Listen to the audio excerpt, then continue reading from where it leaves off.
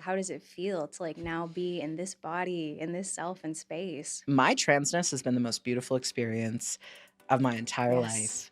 To And get say to it loud, say it proud. Yes, like if I could have told 15, 16-year-old Rowan, hey, by the way, this is who you are in like a few years, I think I would have like pooped my pants. Oh man. What's poppin'? My name's Shy Friend. My name is Rowan. Hi, I'm Ian from Apollo Western Cup. My name is Dana Demento. My name is Katie. We are from the House of Ebony, and you're watching Queer in Alberta.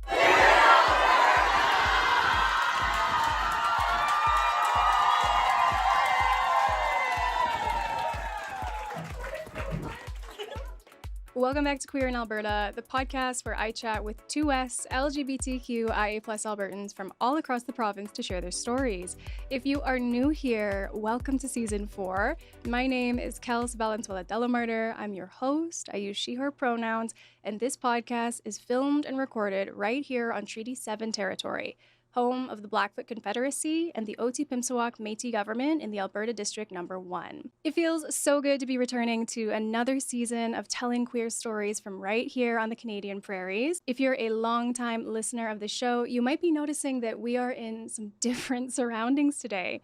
A big shout out to the folks at CKXU here at the University of Lethbridge in Lethbridge, Alberta, for letting me use the space to record a little bit of Season 4 for all of you. If you have been following along with the show since day one, so much love to you. Thank you for making it all the way to Season 4 with me today. I recognize that there has been a bit of a break, but believe me, it was worth it. This season is jam-packed, and we have such a fun adventure in store for you. We chat with folks from, of course, Lethbridge, Calgary, Edmonton, but we also head to some new places in Alberta, including Fort McMurray and Sylvan Lake. Now, I know what you're thinking. What is it like being queer or trans in Sylvan Lake and Fort McMurray? Stay tuned, besties, because this is the season that you'll find out. This season, we are keeping things fresh by talking with artists, advocates, drag artists, of course, but also we're hearing from the oldest organized queer sports league in North America, which just so happens to be in Calgary.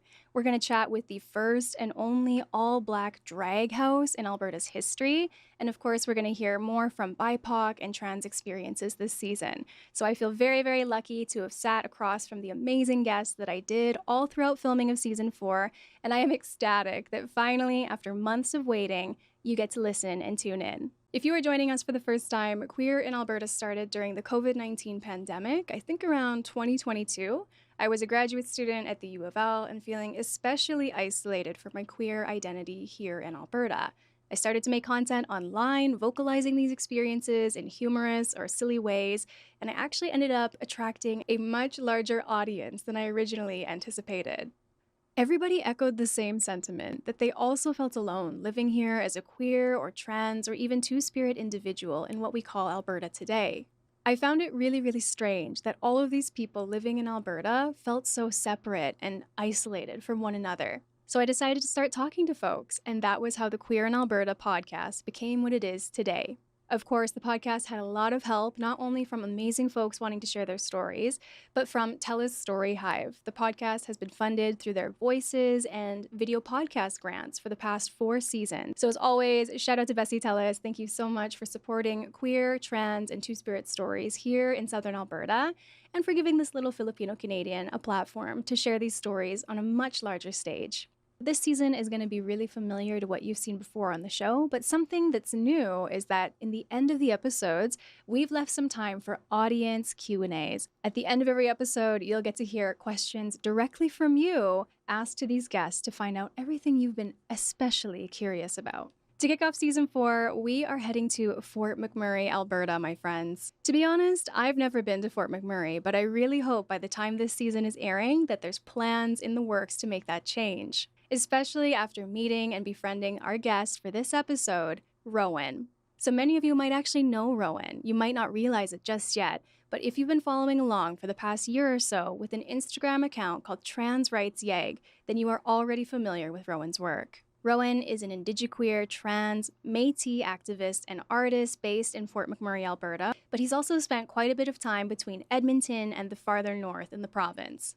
Rowan and I first connected even before I knew that he was the face behind TransRightsYEG. We'd both been booked in drag at Bowie Night, a really fun David Bowie-themed drag show that was all kings and hosted in Edmonton, Alberta.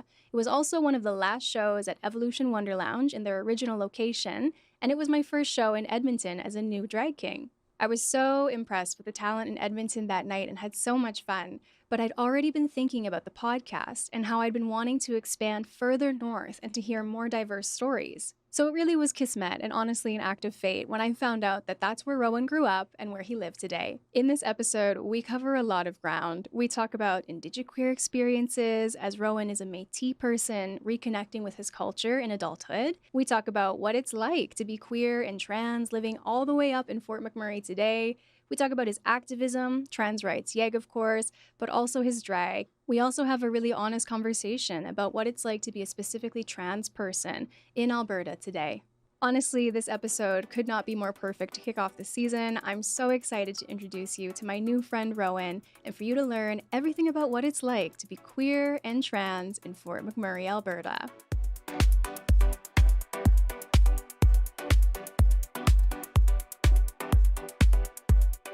Thank you so much for having me. It is so fun. I'm so happy to be here. I am so jazzed, especially because you made the commute all the way down here literally today. I think that's superstar behavior.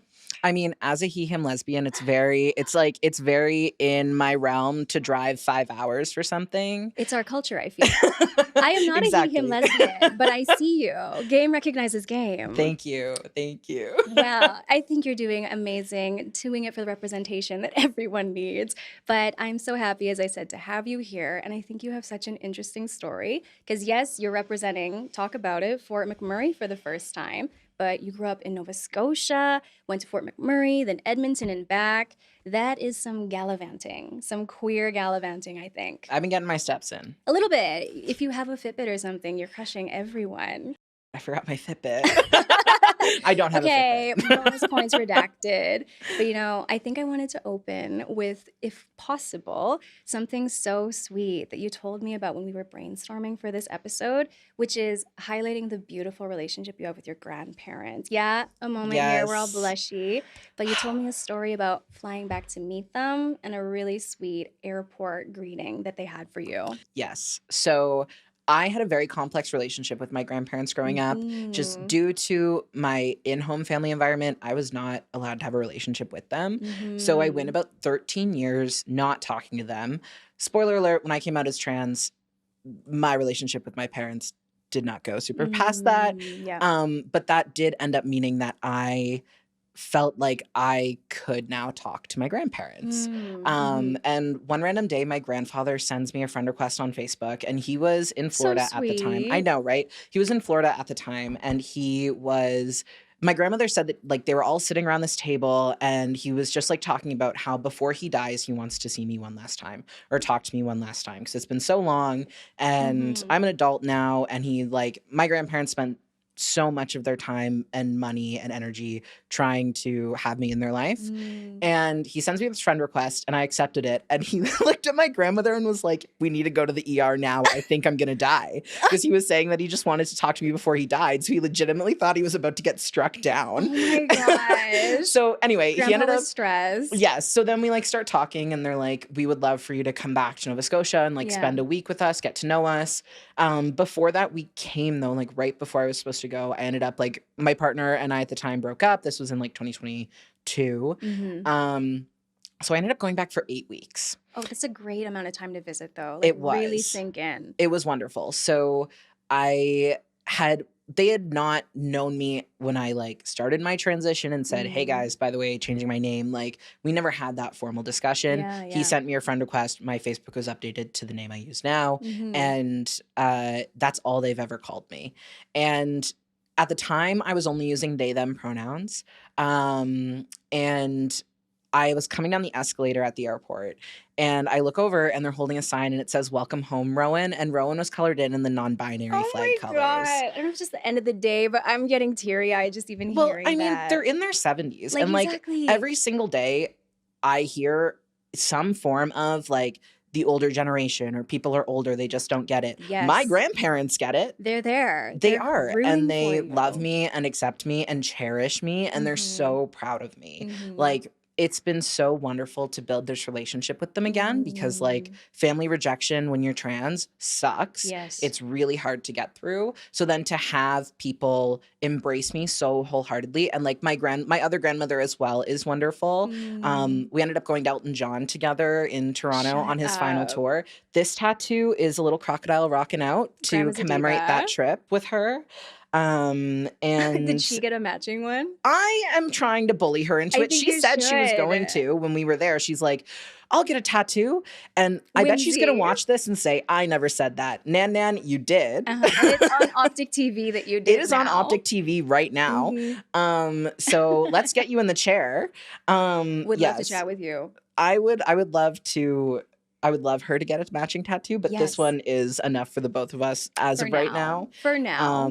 But they both of my grandmothers and my grandfather, my other grandfather passed away when I was a kid, but Yeah. all three of them are just such a wonderful addition to my life and have taught me so much about love and the continuity of love, and how time doesn't have to stop that, and you can rebuild relationships and get close with people at any time if you want to. Yeah, like things, that's the beauty of time, right? Things can soften, things can change. And I'm so happy that you shared that story for exactly what you said, that so many people in our community, I think especially, can be dismissive of older people. Like, oh, they're all backwards because, not my words, but just in general, that it's a different generation, a different way of thinking. They'll never accept me. But your grandparents are a living testimony that don't stereotype them. Exactly. And like, I think when we give up on people and we think that they can never, or like we generalize that a group of people can never be progressive or accepting, we are ending the road to progress that we're on. Yes. Like, I can't believe you're only 24. Like, you're so wise, Diva. I'm sitting here and I'm like, teach me. Yeah.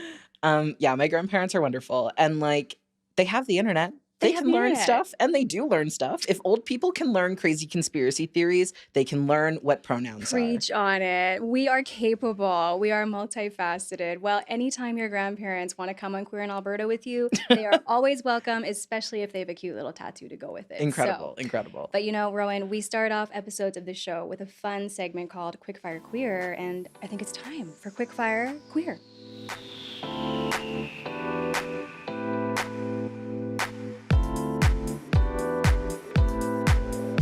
So, like I told you, it is 5 fruity questions that you have 5 seconds to answer. And I think this will be easy breezy, beautiful cover girl for you. Okay. Let's get into it. Number 1, if Fort McMurray was a drag artist, what name or what would their name be? There's a neighborhood there called Thickwood, so it would be a drag king named Thickwood. Thickwood! Okay, why is that not taken yet already? Well, my boss does Is like. thinking about it? Well, my boss is a drag queen. My boss in previous years would go to the radio station and put someone in drag, and has a list of names from the different neighborhoods. So Thickwood is on the list for the Thickwood. future. I'm so excited. When is Thickwood's debut? I want a ticket, front row. I Let's paid an go. Etsy witch $12. I hope his birthday is soon. Yes! Okay, manifesting in the universe. Maybe by the time this is out, we will see Thickwood in action. Question 2, BB, is if DadbodRod was to run for premier, what would your campaign slogan be? Truck nuts for everyone. Okay, I knew you were going to have that. I knew it was going to be so easy, and I'm so happy that I asked you that question. Number 3, is there a local community member who inspires your drag or activism, or both? I need more than 5 seconds for that one. Oh my god. Pressure cooker for Elixir. who's like in Edmonton Yes. that I met at the Yes. show. Tell me about Elixir a little bit for folks that don't know Elixir. Elixir is a drag thing that hosts a show called Fat Magic, Yes. carving space for fat bodies in creation and performance, and through that has created such a space for liberation and celebration of fat bodies. And I once just love again- them for that. Yes, and like when I met them, they were so lovely. And like once again, people hear about this show and they're like, "What does Alberta even have? We have Elixir, we have Fat Magic, DadbodRod. Do not stereotype us. Do not stereotype us." Question 4, and we're almost done. Describe the vibe and energy of Edmonton's queer community in 3 words. Fruity, Uh-huh. cold, 1 second. warm. Fruity, cold, warm. Fruity, cold, warm. Are we standing by that? No, we're not. No, we're not. Fruity, cold, warm. The more I say it, I'm like, what are we getting at here? It sounds like a drink at a cafe. It does. Like I the think, cherry cola chai that I just had. Yeah, I think Uh-huh. actually if I could not stand by that, I would say fun, fresh, exciting. Wow. Okay, here we go. Fun, fresh, exciting. Diva, they're going to roast you for that one. Okay, I didn't mean cold emotionally. I was just thinking Chilly. of words about Edmonton, Yeah. and it's really cold And right then now. you panicked and went, wait, but she's also warm. I meant warm emotionally. Yes. You know Cold what? physically, warm emotionally. I love a quick fire queer that you have to explain. Your last question is very simple. It's the same as before, but for Fort McMurray. Are you going to go warm, cold? No. Creative, Uh-huh. a necessity, and brave. Yes, tea. However, I'm still just wrapping around the difference. One was fruity, warm, cold, and then creative, necessity, brave. Well, in Fort McMurray, there's only 5 drag artists. Yeah, that's true. And that's true. I didn't know that. prior to when we started with Buffalo Pride, the Yeah. last time they tried to do Pride, someone burned Pride flags in the parking lot. Ugh, So disgusting. the 5 of us there, it's easier to Necessary. capture 5 people than Yes. the hundreds. Well, you know what? I just thought that was the most fantastic quickfire queer. A round of applause. You did it. You did it. And Edmonton, go easy on them. That was a good answer. It might have been a big fire, but I am from Fort McMurray.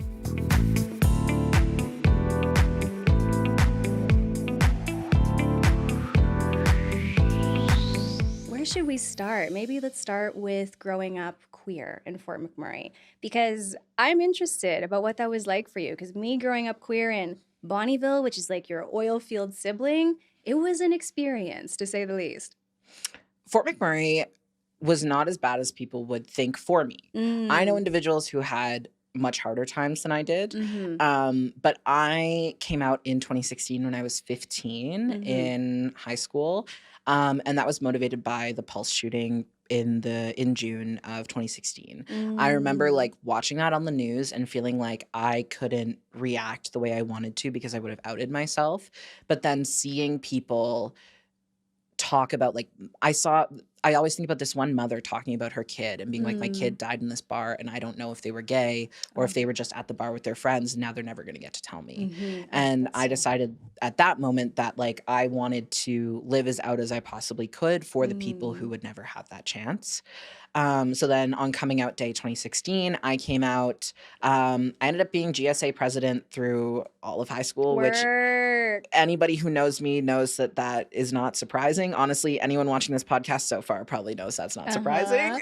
This is why you had your premier slogan on lock. You've been doing this government stuff since the beginning, honey. So like I had an interesting time like growing up internally with dealing with stuff like internalized homophobia, internalized transphobia. Like I was really in denial about my gender diversity, but for about 6 months in high school, at school, I was using they, them pronouns, and that was a very liberating experience for me. So of course, now in the world we're in, thinking about the kids who can't do that or can't try that, like I felt like I needed to take that time so that if I chose to come out to my parents at that age as being gender diverse, that I would be 100% sure because I could say I tried it. It felt right. This is who I am.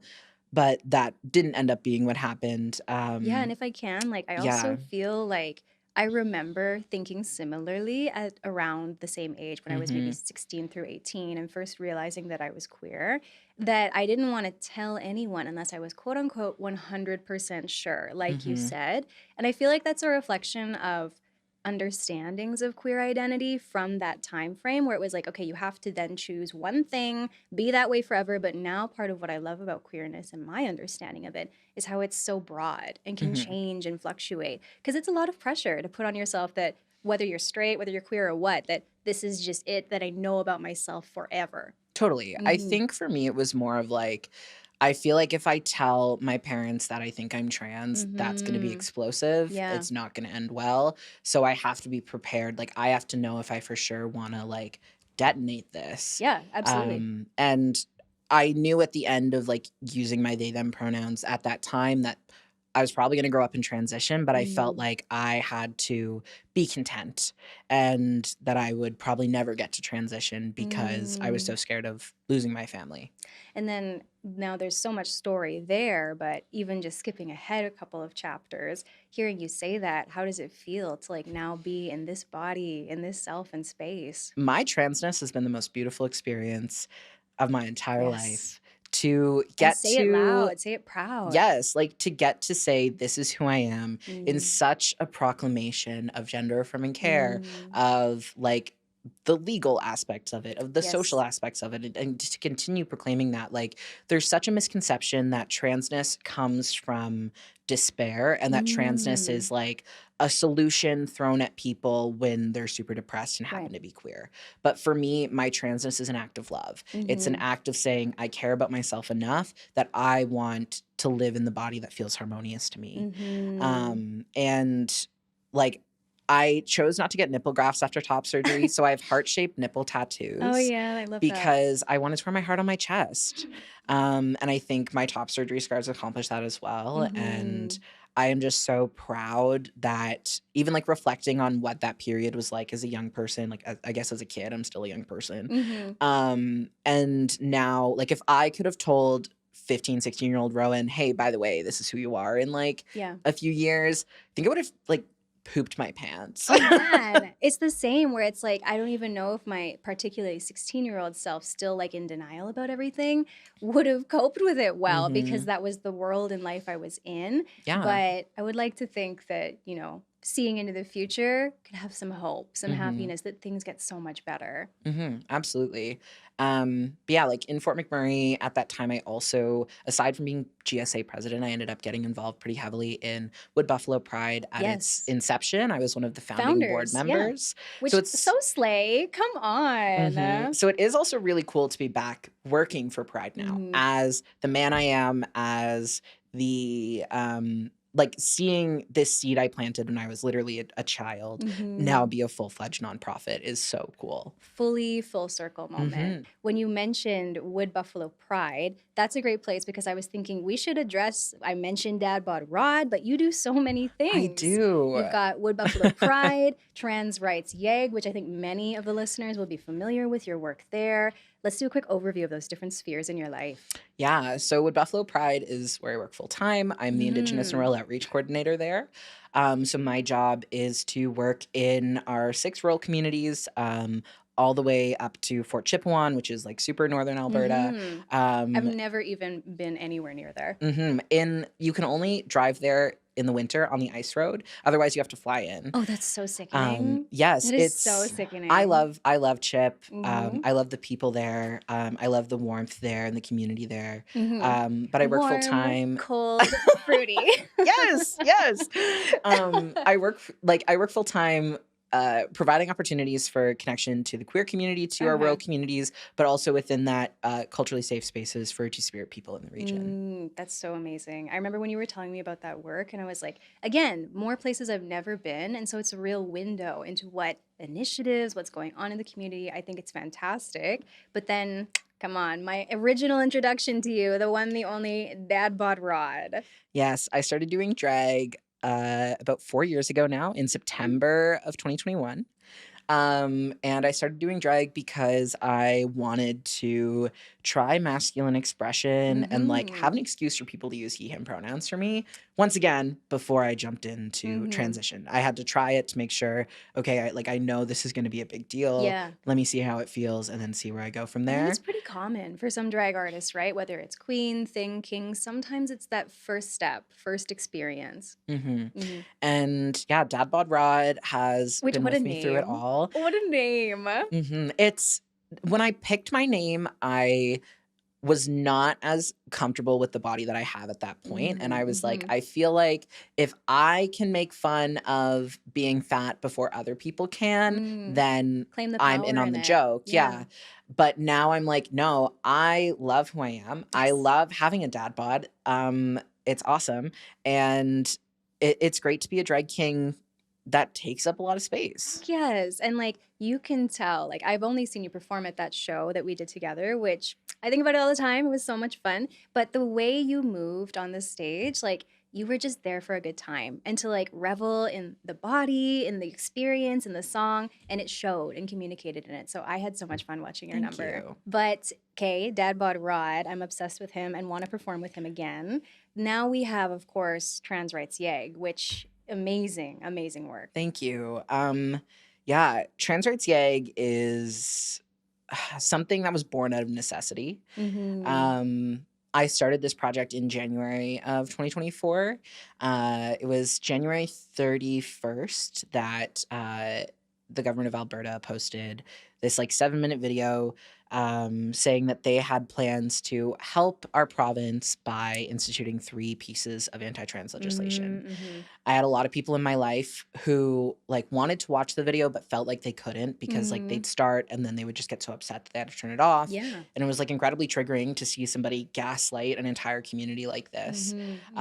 So I made a summary of it and then people were like, can I send this to other people? And I was like, well, I'll just put it into a graphic and post Boom. it. And that was the first post on TransRightsYEG. And I intended it only to be a space for information. And I just kept telling myself like in January, like if a protest pops up, I'll go, I'll like help out if I can. And then as like the day went on, nothing was happening. And I was like, well, people are angry now. People want to do something now. Maybe I should organize something. What can I do? Now here we are. Yeah. Yes, here we are indeed. And like I have seen so much of your work even like reshared by friends in Southern Alberta. Like it might be called TransRightsYEG, but I think it's really become Yeah. a space for the community to rally. Mhm. And we even have up over here, actually, because it's Yes. like some people might be listening and not watching the podcast. Can you describe what's behind us over here? Yes. We have one of my lawn signs. Which I'm obsessed with it. Which was made in collaboration with Public Interest Alberta. They funded all of the lawn signs, had them all produced, handled, picking them up. Brad from Public Interest Alberta, if you're listening, I love Icon. you. Icon. But TransRightsYEG, I felt like people needed a way to show publicly that they support trans people because I know for myself, like prior to the first rally, I really struggled feeling like people like I knew that people cared about trans people. So I thought a lawn sign was a great way to go and a great way to show support and spread the word that we're here, we exist, we're like running, we're doing stuff. So this sign says, "My Alberta is an inclusive one." It has a blue, pink, and white cowboy hat, blue and pink stars on a white background, and then the bottom says, "I stand with trans Albertans." It is such a great image too. And specifically like it's Yeehaw, Sheehaw, Alberta. Do you know what I mean? Like there's a song by Orville Peck with Katie Lang to, is it Just a Kiss? I think so. You know what song I'm talking about? I do. It's so like yeehaw cowboy gay, and that's what I think of every single time I see this. It's perfect. Well, I mean, like cowboy culture historically was very queer, very queer.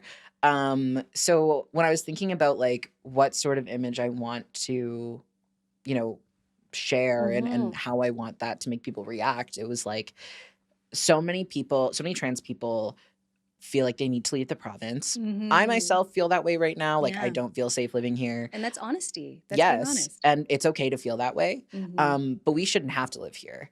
We hear so much about like Alberta's interests or like doing things for Alberta. What about everybody who disagrees? Because my Alberta is an inclusive one. Yeah. My Alberta does not discriminate against immigrants. My Alberta believes in a free Palestine. My Alberta believes in land back. My Alberta is the people around me who show that people can be queer, people can be leftist, people can be brave. Yes. People can be inclusive. And I love that because, again, so much like I've been really privileged to travel now across the country speaking about the podcast specifically or my work in queer history with museums. And quite often there's that suspicion or skepticism, right, of the stereotype of Alberta is all one way. And so I think it's so fantastic that you help to give Albertans a place or a theme, a lawn sign that could help them show, actually, that's not the case. There's more than meets the eye here. Like, that is not the case, Ellen. Yes, Filipino Ellen for the moment, except for no. But that's so funny, Rowan. I Way love to take Dakota me out of it. But I mean, like, I love Dakota Johnson. I'm gay. What can I say? Did you dress up as Dakota Johnson for Halloween? Because I feel like, No, did you see that trend? I did see that, but I went as Will Schuster. Okay, you know what? Next year, if it's still trending, I want to see it, especially the Limes edition of Dakota Johnson. But we are getting so off topic. But Bring it back. I made these signs as well. Like, we wanted something that could withstand the Alberta weather. So we went with True. Yeah, we went with the Coroplast, and it's so meaningful to me to like drive around Edmonton and like see in a window one of my signs or see in someone's lawn one of my signs. At the time of recording this, there are still signs available at the Pride Center of Edmonton. So if you do want one, you just have to go during drop-in hours and pick one up. They're free. And yeah, like I feel like because of the narratives of Alberta and honestly because of the rise in hate crimes, it's really easy to feel like there's nobody here who cares. Yes. But when people can literally say, I stand with trans Albertans, that makes it pretty clear. It makes it clear. And now my mind is just, again, the heritage part of my brain. Have you donated one of these to any museums or anything yet? I haven't donated one of the signs. No, I did bring a button with this on it to the archives in Toronto when I went in May. Nice. Yeah, I would love to donate one of these signs somewhere. We should. I would be happy to introduce you to some folks. Yes, please do. Because we gotta. That's history, baby. But I'm so happy we had that overview of TransRightsYEG because, again, I've admired your work for so long, which is so funny that I didn't even realize you ran the account. I was just like, hey, you're from Fort McMurray, and I really loved your drag. Do you want to come on the show? And you went, by the way. Fun fact. Fun fact. Yeah, there's a lot of people even in Edmonton who don't know DadbodRod and TransRightsYEG are the same person. The veil is lifting today after this, honey. Yes. They are not going to be separate. The worlds have collided. They have collided, yes. Well, that's perfect that you say that because my next thing I wanted to ask you about is kind of exactly that. You mentioned that moving back to Fort McMurray, it's two worlds colliding. It's life before and now everything coming together. It's really complex. I can only imagine. It's really weird to see the people that I know and I recognize, and I feel like I can't go up and say hi to them because they obviously, from the look on their face, have no idea who I am. And first of all, that's tea because what do you mean I'm passing like that or I look that different right now? I mean, like, I guess we all look different than we did in high school somewhat. Less. But like in my case, what an improvement. Puberty hit me like a truck in first year university. Yeah. So like it's really weird to feel like I almost feel like a ghost sometimes where I'm like, I'm seeing these people from my past and like I can't say hi to them. And that's probably a me thing because I could just go and have that conversation and be like, oh, by the way, I'm a man now. And there's been a few times where I'm like at a house party and I've had to say that to people like, and it's just like a quick introduction. Yeah, we went to high school together. I'm a man now, by the way. Yeah. Because like, I don't know how people are perceiving me. I don't know if they are remembering who I am, like, what do they know? Have they been following along? So it's like, it's really weird. But also because like I told myself that I would never go back to Fort McMurray. And largely that was due to in part that my parents were living there at that time. And I just didn't really want to run into them. But then I got invited back after they moved away to perform in Pride last year. Right. And I went back and I was like, I'll see how it feels. And it Just felt test it. nice because the people who did stay in touch, did follow along, did know who I am now, were so happy to see me and so proud of me. And a lot of those people are people who I was on the board with when we started, who like saw me as a young person and really believed in me and really valued my queerness. So I have a wonderful queer family there. I'm so lucky to know the people that I know there. But I think it says a lot about the power that we can hold. Mhm. We're allowed to go back to hallowed ground. To hallowed ground. We are. We're describing Fort McMurray as hallowed ground. Well, I'm obsessed. I mean, like, when you transition, like, a lot of people do leave the life they had behind because it's easier. Mhm. It is hard to have those conversations. It's hard to be recognized. It's hard to know if someone that you have positive memories with is now going to react negatively Yeah. seeing you this way. It's even the same, like, not to the same Yeah. degree, but similar with me going back to Bonnieville. Mhm. Different era, different life, and I do Mhm. feel that way. And it's hard to confront who you were, Mhm. in both a positive and negative way. But I'm really grateful that I did go back. Mhm. Like, this time last year, I was super unemployed. I had left a job that was not the right fit. They told me that I couldn't share my pronouns at work, Which is crazy. unbelievable. Like, was this a queer organization? No. Okay, if it was queer and they're telling you that you can't, anyway. Yeah. So then I was like looking for jobs. I was applying everywhere. I was like, Mhm.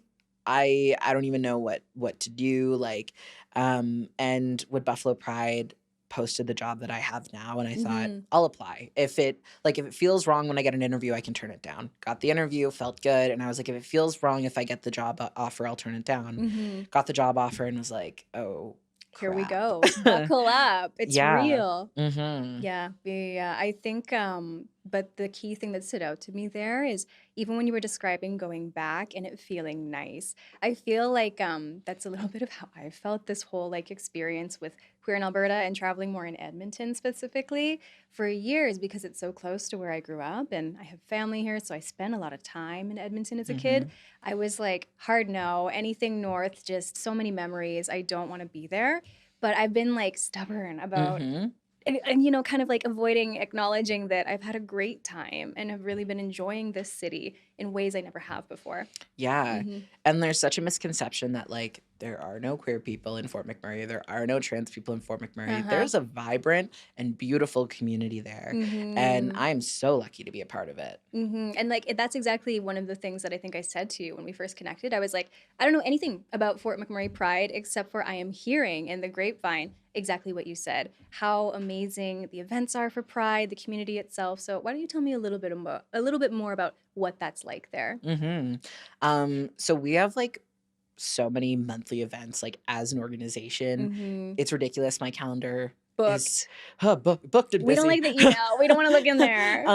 But like my whole staff team, like we all just feel so much pride, Mhm. pun intended, I guess, He's in a the funny work that we do. king. He He's is a a funny funny king. guy. He is a funny king. Mhm.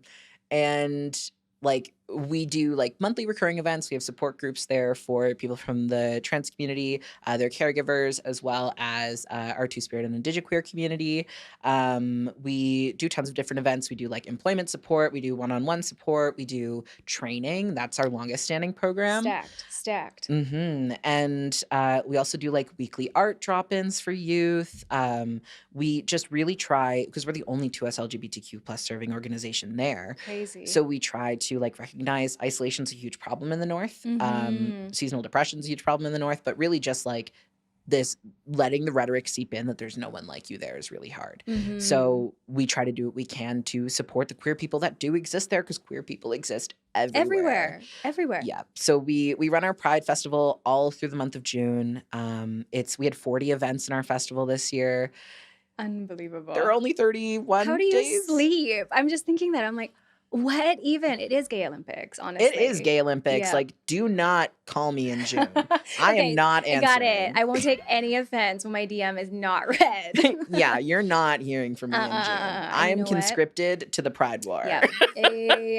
But you know, on top of that work that you're doing in general, helping run Mhm. Pride, specifically, as we said, you're the Indigenous and Rural Outreach Coordinator. Mhm. So you are working both within Fort McMurray and surrounding areas, Mhm. specifically with Indigenous communities. Yes. Mhm. So when I had like gotten the opportunity to meet my grandparents again, it Mhm. was shared to me that my grandfather's family is Indigenous, and that was not something that we that knew. you knew, yeah. So I like had spent a fair amount of time in my time at university taking courses as they related to the Indigenous community that were offered by the University of Alberta, and had a very like academic understanding of the colonization that had been done to Indigenous people. Mhm. And when I found out that I was Indigenous and had no idea. All I could think about was the fact that my family didn't decide they wanted to do that. This was something that was taken from us, and Right. something that, due to the mechanics of colonization, I didn't know who I was,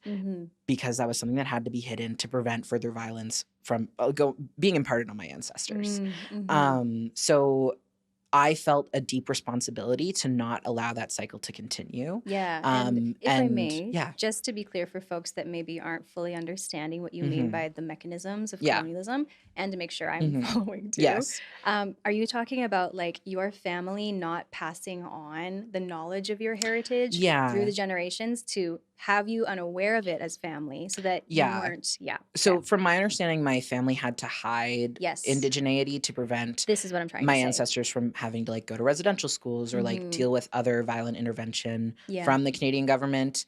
And that led to my grandfather not knowing who he was for a long time, but then being able to find out. And I just felt like when I found this information out, with what I knew about how colonization happened, like there were no Indigenous people who just decided, I don't want to have my culture anymore. Well, who would? Exactly. So finding this out, I was like, I know nothing. I feel so like this is so jarring.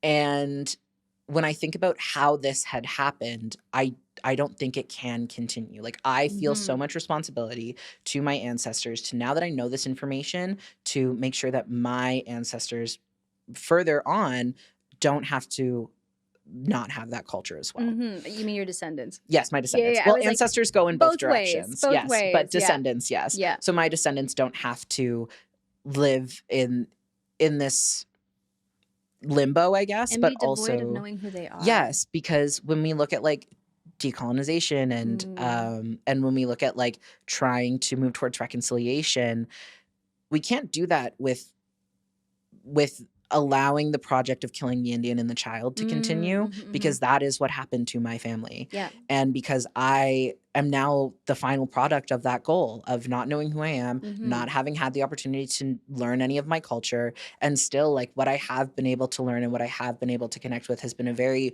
pan-Indigenized experience, because I'm living in Treaty 8 territory and that's not where I'm your from. territory. Yep. And like, so when I applied to this job, I was like, hey, this is my situation. I think this would be a great opportunity to connect with more Two-Spirit people and explore my spirituality and cultural identity more. Yeah. In that pan-Indigenized way, but still better than absolutely nothing and floating in nowhere. And the Two-Spirit community that I've been able to connect with and serve and spend time with has been so beautiful. And coming into that along the same time as my transness was a really interesting experience, because I just kept reflecting on the fact that like hundreds of years ago, this is something that would have been valued in me and not something that would have been rejected the way that it has or condescended the way that it has. And that's led me to feel more empowered in my own personal reconciliation with my ancestors, but also in my connection as well.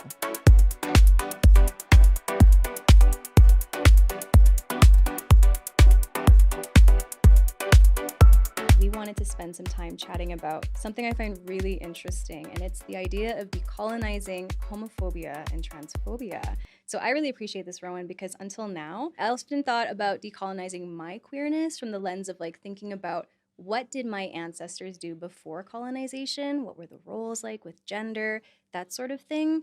But now it's also thinking about how can I understand the attitudes of people around me today and how that might be influenced by a colonial history.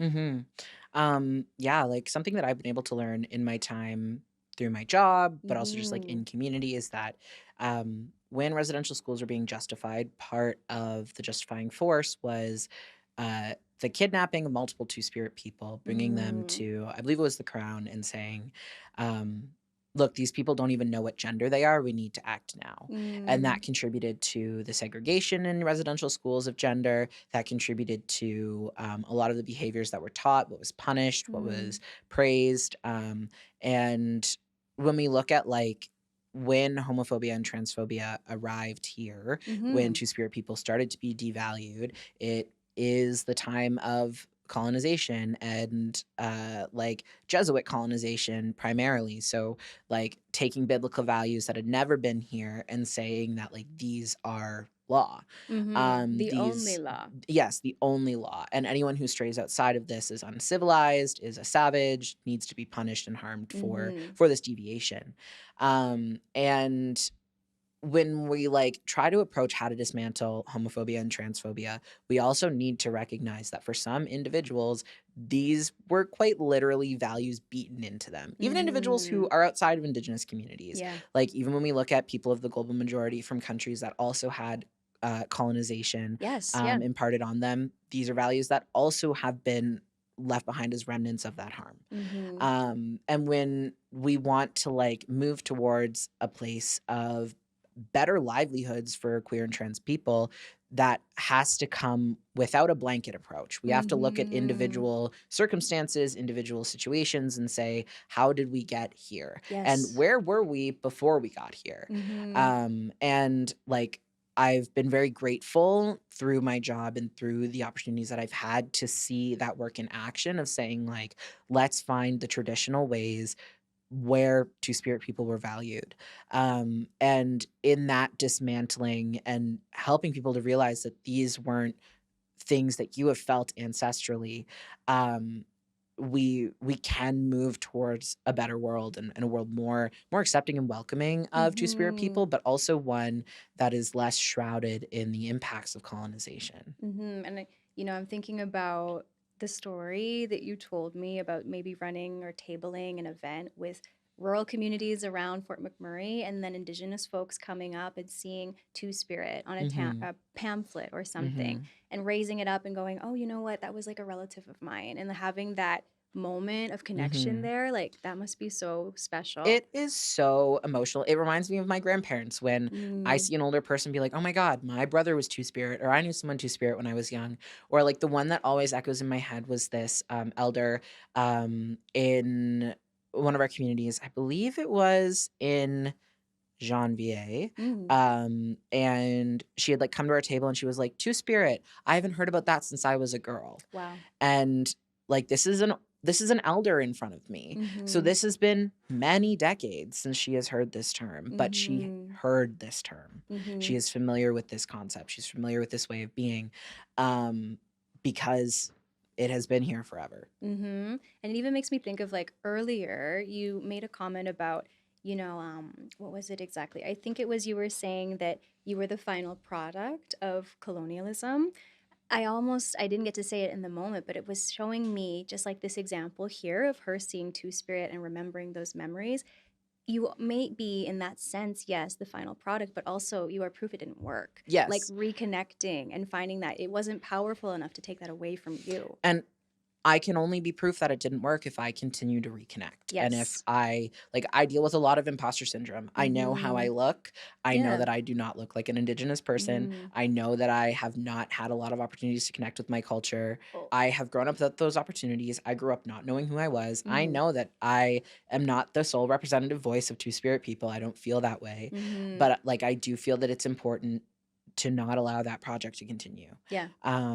However that needs to look. And it takes a lot of like a lot of talking to elders, a lot of like being in community to continue to feel like confident and okay with the reclamation that I'm on. And it's like very stressful. Because like I am so scared of like scrutiny or of like speaking over someone. Because like this is something new in my life. But then I also have that catch-22 of like the fact that I feel so scared of this is also one of those byproducts of feeling like I am not enough to do this. And like I think of some of the Two-Spirit people that I know who like I've heard the phrase over and over again that like the blood remembers, your blood remembers. So like even if I grew up without that in my recent memory, there are still ways for me to find my way back to who my ancestors are.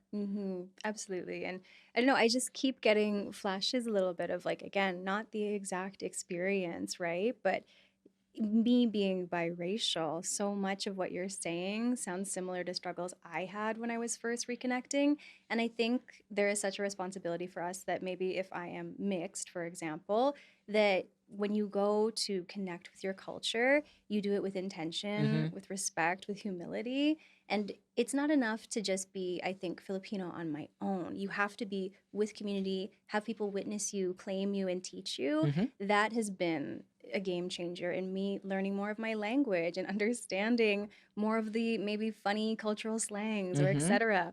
And so, yeah, I can understand people that are afraid, imposter syndrome, all those sorts of things. But the door is there. You have to be brave enough to push it open and to come with all the maybe moments of discomfort when you're learning and fumbling, because that's the only way you can grow. And like giving up on it is not the reason, No. or is not the answer. Sorry, No, yeah, it's not the giving reason. up, giving up is not the answer. Mm-mm. And like I can see this value in other people, and it takes a lot of like talking to myself, but also talking to others, because what you said, like culture is defined by community. Yeah. Culture cannot be an individual experience. No, not in isolation. No. So like being able to touch grass helps. Yeah. Particularly sweet grass. But Yes. I'm grateful for what opportunities I have had since reconnecting as an individual. I'm so grateful to the people I've met. One person in particular stands out to me right now. His name's Bowie. He's also trans. Love you, Bowie. I love Bowie. I met Bowie at a conference in Ottawa a few years ago.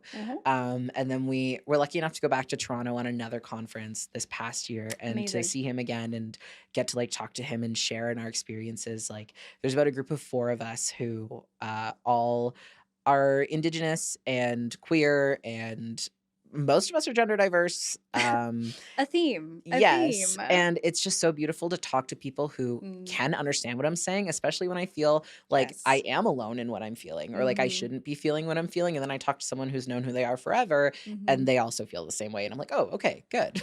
It's like a coming home and a giant exhale, right? Because, yeah, I think especially when maybe you grow up, whether it's separated from your culture or in a smaller community, of course, that feeling of loneliness is just hyper to the nines. Yeah. Absolutely. And like it is hard being in Alberta and not being Indigenous to anywhere here. Yeah. Like my ancestors are Mi'kmaq people and French settlers. And I don't have the opportunity to talk to Mi'kmaq elders often. And that is hard when I am trying to reconnect with my culture in particular. I hope that in the next, like by the time this is out, you know, I hope that there's been maybe an opportunity, whether it's online or what, for you to connect with more folks and elders, because I get it. I understand even just from my cultural experience how valuable those relationships are. Yeah, I was supposed to be going back to Nova Scotia in December, and I was gonna like plan to make some visits, but then I got a phone call today that I'm getting a gender affirming care procedure in December, so we'll have to delay that trip. Merry Christmas, honey. But I am looking forward to, in a few weeks, going to Montreal for the Two Spirit Symposium and, you know, getting to talk to more people there. And that's going to be so fun. And like healing, amazing, all of it. But you're also going to have a lot of fun. All right, baby. We have the last section of our interview here before our time with you is wrapped. It's gone by so fast, but we have to. I feel like we have to have a little bit more time talking about TransRightsYEG. So maybe are there any challenges, which I can imagine the answer, but any challenges with the work? Yeah, the biggest challenge for me, and this might come off as a surprise to some people, I feel a lot of guilt with my work. Okay. I feel like for a while, from like January 2024 to November 2024, before the legislation was actually tabled and eventually passed, I was able to foster a lot of hope. People thought that through the petitions we were signing, through the letters we were writing, through the protests we were doing, that maybe we could stop this. And I feel a lot of guilt a lot of the time that I couldn't stop this, but also that I got people's hopes up that maybe we could. And I know that that is not my cross to bear. I know that I am not the reason we have anti-trans legislation, and hope is like the antidote to despair. So without it, we'd be in a much worse place. But I still do feel a lot of guilt for that. That is the biggest struggle I have. And it makes it hard to accept praise for the work that I've done. Because I'm like, I don't want to be doing this work. I don't want to have to live in a world where this work has to happen. And I think it also, to me, like illuminates, though, how personally vested you are both in the work, but more so your community, right? Like you wouldn't feel that responsibility and that guilt if you didn't care as much as you do. Absolutely. Like I care so much. one moment in particular that I keep thinking about was I had the first rally in February, and I was like, we have until November until this is being tabled. I Yeah. need to keep people in the fight until then. Yeah. Like, momentum's going to drop off as this isn't being discussed in the public eye. How do we keep it going? Yeah. And my plan was, if I can build a closer knit community, then when people are tired of fighting for themselves, they have somebody to look to and say, I love you enough to carry the torch for you. And one of the first events that I did was a family social with the hope of trans people coming together, or people who had trans people in their family coming together, and parents of trans kids getting to talk to one another and build peer networks. So Trans kids, important. like trans kids getting to build those networks. And one parent had like said to me that day, like, I feel like my kid is a kid and not a trans kid for the first time since they came Oh out. my gosh. And Rowan. I know. And then I saw that parent again at a New Year's Eve party, Yeah. end of 2024. And they were like, I need you to know that my kid had people come to their birthday party for the first time. And it was the kids that this kid met at the social. Mm-hmm. And like, so like, I can't stop these bills, but I can make a kid have a birthday party. Literally, I'm like, ugh. I know. Ugh. Like, isolation is so hard. Like, we've had a few youth in Fort McMurray die by suicide Yeah. over the last year and a bit. And it's heartbreaking to see that, like, we're losing young people because they feel so alone. So to know that I could have a hand in this community that this young person now has, and that their family has been really rewarding. Bestie, just can I give you a hug? Like, I'm sorry. Just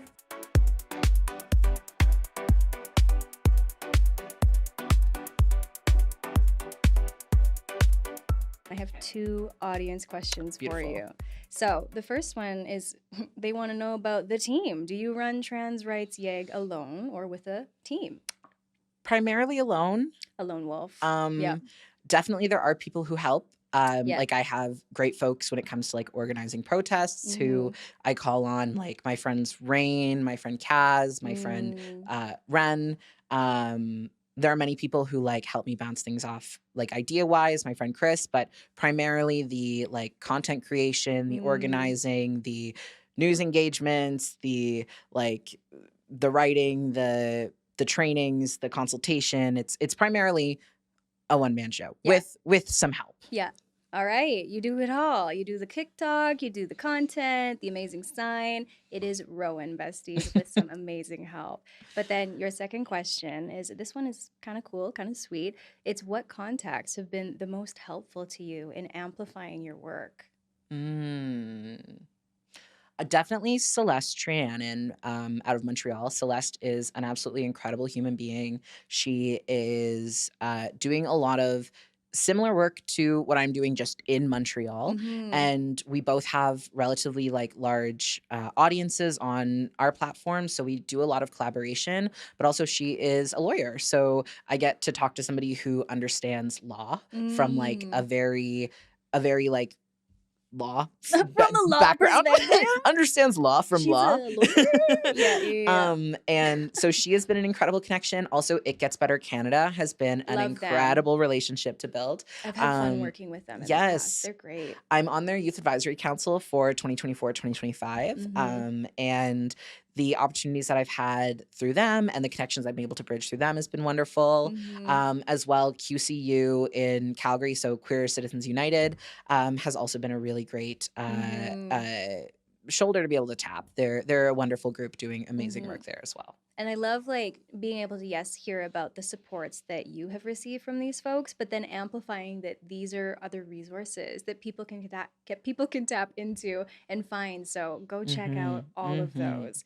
But Diva, that was pretty much everything. I think we crushed it. Yay! Is there anything else? Because we're running a bit short on time. Yes. But is there anything else that you wanted to touch on or Yes. share? Go for it. The one thing that I wanted to say is, while I'm doing a lot of the behind the scenes work, TransRightsYEG would not be possible without people engaging. Yeah. TransRightsYEG would not be possible. A protest can't happen if people don't come. Yeah. A letter writing campaign can't happen if people don't write. So to every single person who has seen themselves in this fight and has decided to get involved and support the work that I'm doing, or felt inspired to start some of their own work, thank you. Thank you, thank you, thank you. like you are making a difference. You are enabling me to continue. And for every person who wants to do something to make a difference, you can. And I trust you to do it. I have two last questions. Okay, One's okay. more of a favor, Okay. but it involves looking in this camera. And if there's anything that you want to say to queer and specifically trans Albertans who might be watching, go for it. Yes. So this is going to sound a little unorthodox to begin, but bear with me. I'm bearing. Yep. I have a tramp stamp of a Molotov cocktail in a testosterone bottle. And that's so because cool. my transness is volatile in a positive way. Transness is something that upsets the structures of the world that we live in. And your transness has the power, just like a Molotov cocktail does, to be soared through the air and bring down. And it's so easy to feel like transness is something that has to be kept small, or that transness is something wrong, or that you did something wrong to end up this way. But the way that you are is how the world needs to move forward. We need to move forward with more transgression. We need to move forward with more freedom, more liberation, and your transness is how we make it happen. So do not give up on yourself. Do not give up on the people you love. Amen to that. Amen to that. I think that was so beautifully said. And now your last thing that I would like is if, again, you could look into that camera and say, my name is Rowan and you are watching Queer in Alberta. You can give it your Disney Channel flair, but there you go. My name is Rowan and you are watching Queer in Alberta. Hey, that's it. I guess the only other thing is, where can the people find you on social media? And then we are done. You can follow me on Instagram at trans.rights.yeg. If you just search TransRightsYEG on Google, it'll come up. Or dad.bodrod. Babe. I do have a personal account, but I probably won't follow or accept your follow. I won't follow you back. That's for me. That's my enrichment enclosure.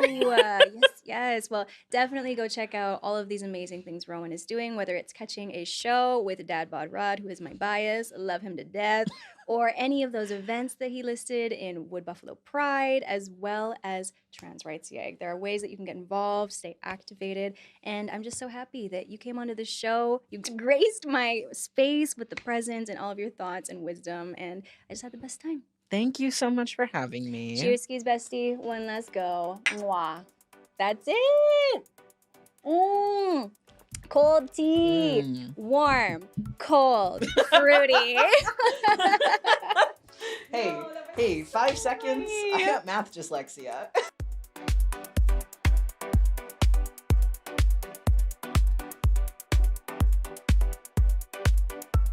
Coming up next on Queer in Alberta. Similar thing, people hear ballroom and they think Bridgerton, but that is not what we're talking about right now. No, there's different kinds of, so there's ball pageants and then ballroom scene kind of gestated from that.